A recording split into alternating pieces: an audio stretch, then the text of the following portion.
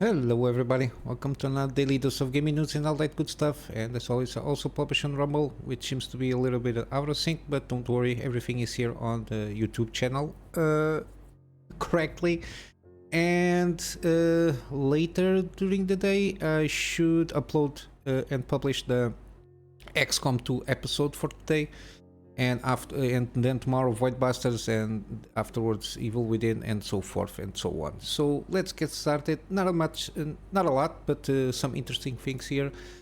Seems that ASUS is going to list at least around 64 possible variants of the between RTX 7800 XT and 7700 XT. Of course, doesn't mandatory means that they are going to launch 64 variants. It's as I mentioned before yesterday, I think it was Power Color doing the 7600 XT kind of a listing variants of that GPU that at the moment is not even officially been announced, or we don't know even if it's going to be announced. It was kind of everybody caught out of surprise for that listing, with like 10 and 20 gigabytes of variants there of VRAM. Here, as you can see, it's a lot of them. Usually, all the manufacturers list usually the possible variants that they might launch, just in case there is a possibility to do so. Again, doesn't mean that mandatory. They are going to launch basically 64 variants. So basically 32 per each GPU. Because as you can see, we got the Strix variant, we got black and white, the Tough Gaming black and white, the Dual black and white, and the Pro Art black and white. This is kind of at least what I can, usually people will deduce from this, is basically that we might get probably one per thing, because usually white variants, they're a little bit more in demand to a certain degree. Because it's mainly because of color schemes to assemble your system, but funny enough, usually that they are a little bit more expensive, because it's kind of not the outcast, but usually it's like the exception to the rule, which is usually it's like computer cases. Usually it's more about black or silver or something like that. Whites, it applies to basically every PC component, and usually what consumer goods. Usually what it's not in the rule, usually it's a little bit more expensive, because it has the production line. You have to deviate from and it's also a numbers game, so usually they are produced less, so they have to, and because they usually spend a little bit more money to produce those products, it is a little bit more expensive for the consumer. But yeah. Does it mean that they're going to launch, of course, all of these variants from white and black colors here? But at least we might have an idea what they're trying to do here. So you might expect I don't know, one of each at least, maximum. At least, for example, the lower ones, we might expect like one or two. The lower ones, because they're like more mainstream kind of a thing here, because AIBs. In this day and age, you don't see a lot of difference between reference cards and AIB cards, mainly because the manufacturers or the designers, let's say, like AMD and NVIDIA, they designed the GPU itself so it doesn't get unlocked to a certain degree. Mainly it's to avoid to buy like a lower end, in this case, like because like few generations ago, you can buy what we can do between an equivalent 7700 XC and a 7800 XC. You could buy the 7700 XC and unlock it and kind of basically make it overdrive mode to a certain degree, overclock it to make a good comparison to the performance of the 7800 XC, and for a lower price, which is something that these guys don't want, is you to buy something more cheaper and get the same performance at a more expensive product that they have on the market. But yeah, I will stop rambling. Again, main thing here, don't expect 64 variants from ASUS, especially just from one manufacturer. 64 variants for the 7800 XT and 7700 XT. Basically, it's my main takeaway, but I usually tend to rant a little bit and go along a little bit some some over things that of the subject here. But yeah, I managed to watch and get some more information regarding Starfield. Again, if the game is good or not, I will leave up to anyone that is playing the game. My main thing worry, because mainly I'm not playing the game. I don't have the game, so I cannot give my honest opinion. But from the videos that I've been watching and the news that are coming out, you can start gathering a consensus. But yeah, the game, I think it's okay. It's a Bethesda game at its core.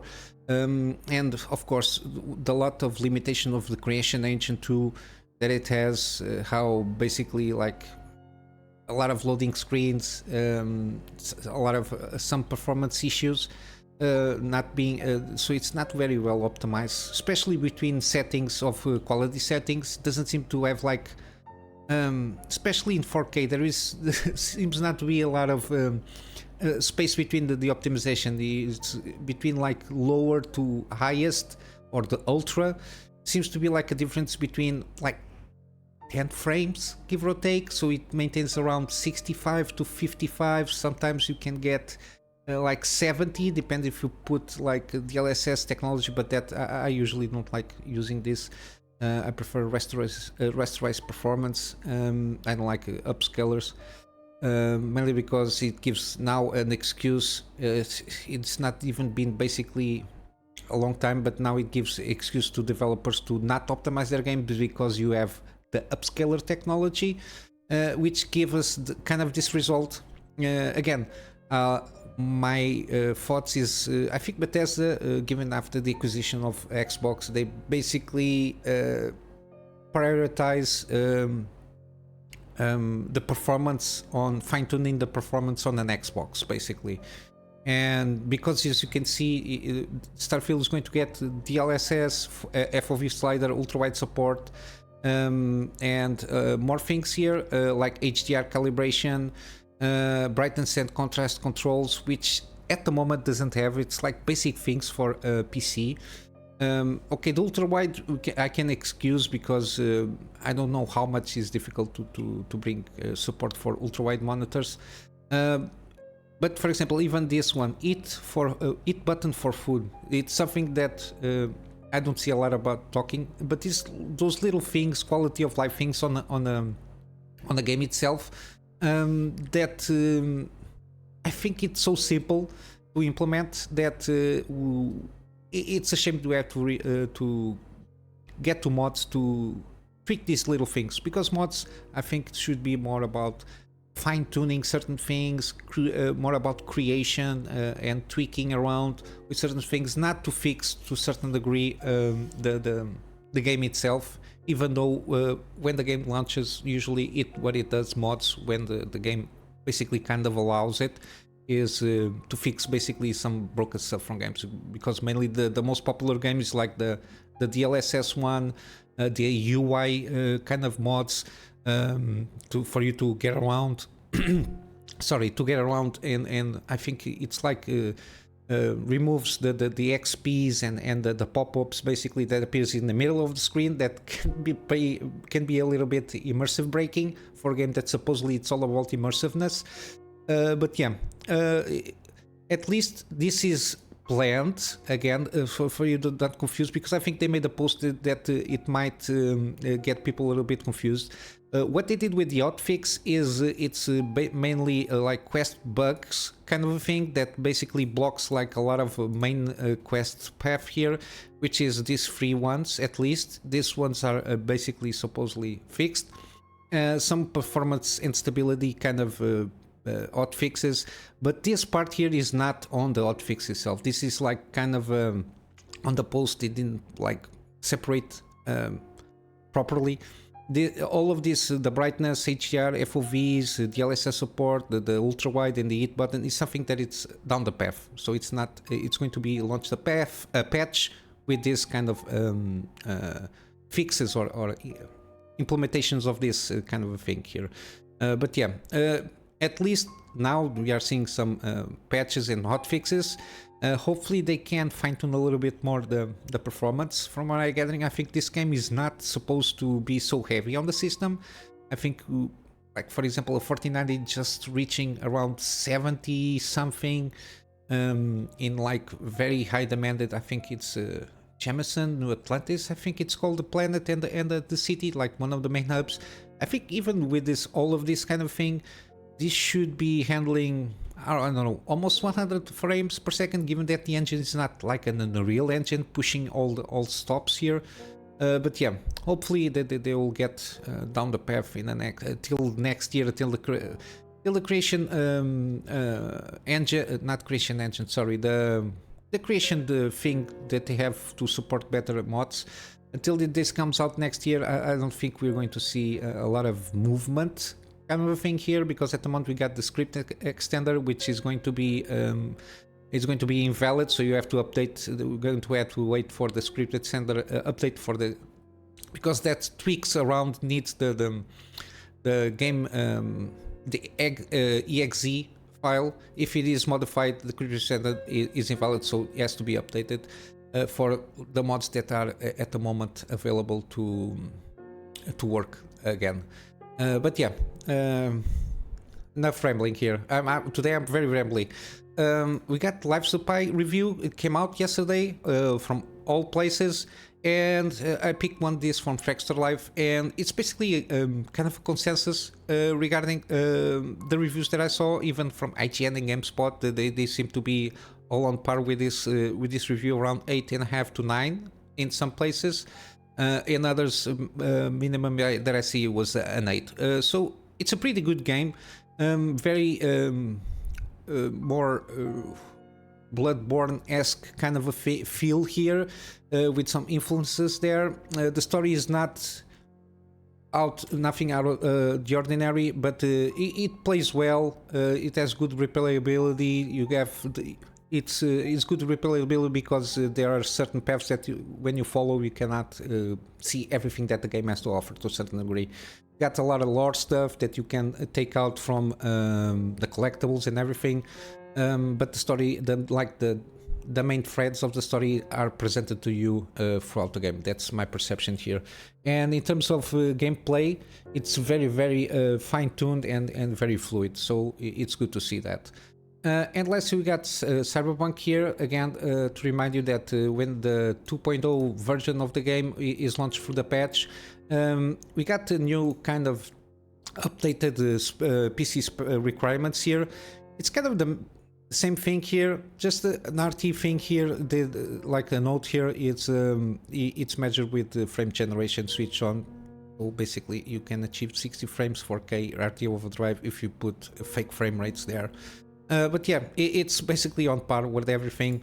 But yeah, it's funny. The only thing here is that seems that the 7800X 3D with I don't know if it has to do with the fact that it is more optimized, the game now, with this version regarding CPU utilization. So basically utilizing all cores. I don't know to which degree does not take advantage of the 3D cache. I don't remember well how it handles the 3D cache, this game, if it takes advantage of that or not. I'm not sure, I completely forgot, but it's funny enough that the 7900X is now like the big one.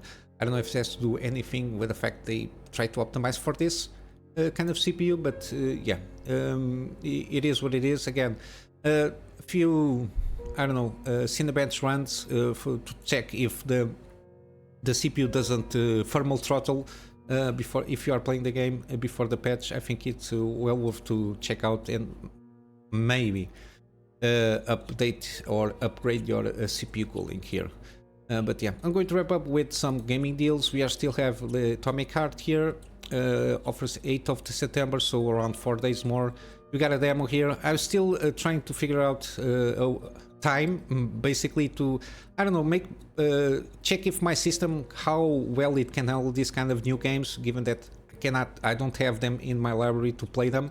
But at least check if how they handle my system, and maybe get some played the demo with some I don't know, with some metrics overlay here with the MSI Afterburner overlay there to check how my system handle this. I don't know, but yeah, 44% off. Got also Jedi Survivor here. There was a patch launch for this game. I think it improved a little bit in some areas, but still, yeah, I think they should have, I don't know, if in lower system doesn't handle that well. But it's 30% off. Should have like a demo again. System Shock, the remake one, now it's on promotion, 25% off.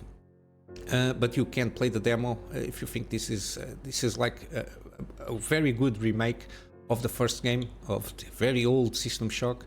But yeah, I think it's well worth it. 25% off. Got also still Resident Evil 4 remake, and again I will put all the Resident Evils because the franchise is on sale here. This is the newer one, from this year, so it's the first time that is on promotion, if not mistaken. So 44% off. It's a very good price. We got Dead Space remake. It's still on offer, 40% off. And Sekiro Shadows Die Twice, 50% off from the Activision kind of a thing there that they are having. And yeah, basically these are the deals and the news, and I'm going to wrap up with my plug with my Patreon. You know the deal. Extra help for me to upgrade my PC, mainly on the storage side for my work projects, and of course for my recordings for the channel. And well, all that said, guys, I hope you have a wonderful day, and I will see you in the next one. So until then, Kunamy Master out.